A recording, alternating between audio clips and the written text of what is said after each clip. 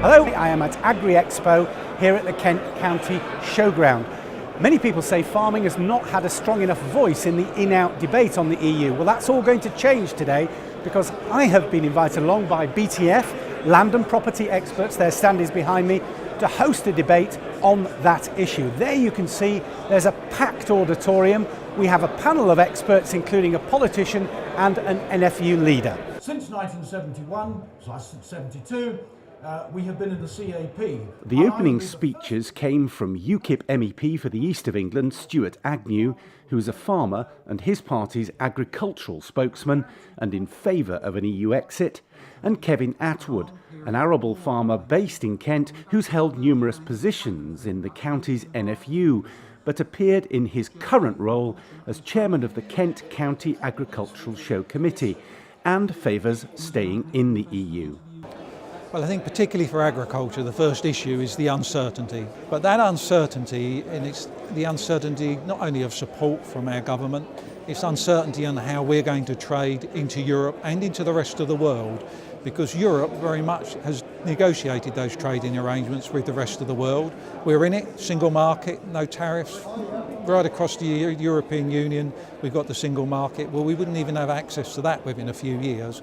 So how we negotiate the uncertainty between coming out and to a known position and knowing how we're going to trade with the rest of the world and with Europe, that's the period when it won't be chaos, but it will be very uncertain. Definitely come out because we've had the best of this. I would be the first to acknowledge that between 1972 and 1984, you could not have gone wrong with the CAP as a farmer. But things have changed steadily since then, and we have now seen our share, the farmer share of the budget, drop from over 80% to under 40%. And we've seen new countries coming in, all of which are poor, all of which put less into the CAP than they take out. When Turkey joins, that is going to really drain the pond. Where will UK's markets be? Will Europe be available to us properly through the EEA? Other members of the debate panel included advisors to farming, fruit growers and land and property experts. You can't get away from the fact that 60% of farm incomes on average in the UK come from the subsidy systems. So that's one big issue. The question therefore is, to what extent, if we come out, will UK agriculture continue to be subsidised? So we've got to understand what UK agricultural policy will consist of if we come out.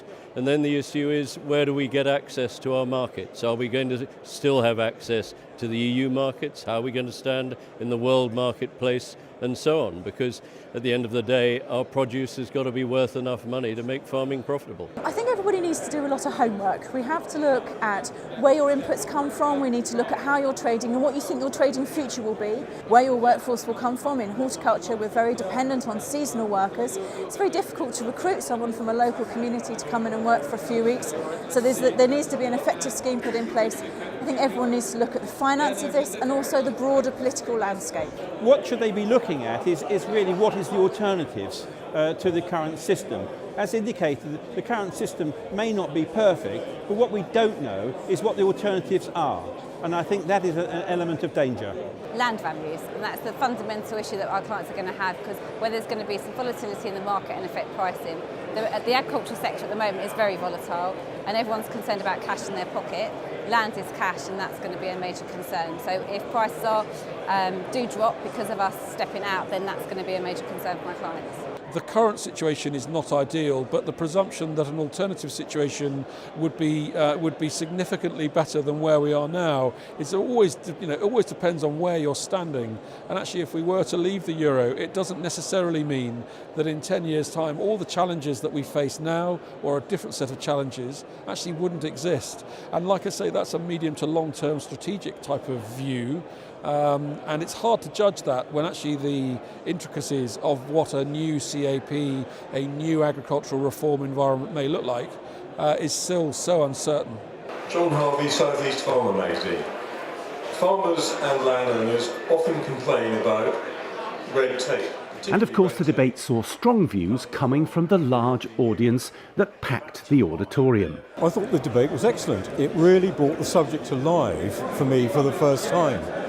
I heard a lot of people saying in the media before this debate that coming out would be a disaster, and I think in many ways the debate reinforced that, because Kevin Atwood in particular, who writes for our magazine, he runs a great acreage of land in Kent, said that he wanted to stay in for very good reasons, but because farmers would face intense uncertainty if we came out, and they would lose their subsidies, and there's no guarantee yet, as Kevin said, that this government, in a period of austerity, would replace those subsidies at all. What do you think, and what's your views on in or out? I just think, personally, I'm staying in Europe. I just think probably, I think there's little big gain to going out. I think a lot of Europe, I think, are strengthening their borders anyway. I think they're deciding that enough's enough coming over from Africa already. So I think Europe's strengthening its borders. I just think the risks of going out are too great. I think it causes instability in the markets, the financial markets, and I think the change probably wouldn't be good for most people. I think so. It's safer to stay in. I think it matters. I'm a farmer. I'm a livestock farmer. I think we, as livestock farmers, we need our vociferous French farmers who are very good at fighting the case for small farmers. Whereas I feel in this country that we are such a minority of the population that we really just have no clout. And I personally am very worried about what may happen when we don't have the backing of the other farmers in the EU. We conducted a very unscientific straw poll in the meeting, and it was very finely balanced. Now these guys have got a far more scientific way. They've got the ping pong balls. Where did we end up, guys? So we've got in, Cameron, out, Boris. Where did we end up? So we got 57% out and 43% in. Blimey. Not what we were expecting. No. We were expecting a lot more on the in, particularly from farmers worried about their subsidies. Well, I'm not quite sure whether the government will listen to you, but I think they should.